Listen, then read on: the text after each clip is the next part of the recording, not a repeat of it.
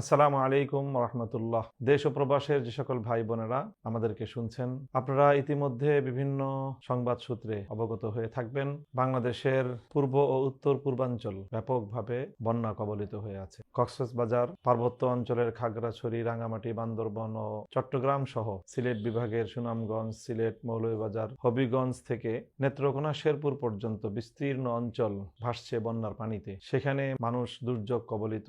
বানভাসী এই দুর্যোগ কবলিত মানুষগুলোর পাশে দাঁড়ানো এখন আমাদের সকলের দায়িত্ব। মানুষ মানুষের জন্য, বন্যার্ত মানুষের সহযোগিতায় ইতিমধ্যে আমাদের অগ্রবর্তী দল সেখানে কার্যক্রম শুরু করেছে। তাকলিবে দিন ফাউন্ডেশন, টিডিএফ এর পক্ষ থেকে আমরা ব্যাপক উদ্যোগ গ্রহণ করেছি। বন্যার্ত মানুষের পাশে আমরা আমাদের সর্বোচ্চ সামর্থ্যের আলোকে সহযোগিতার হাত প্রসার করতে চাই।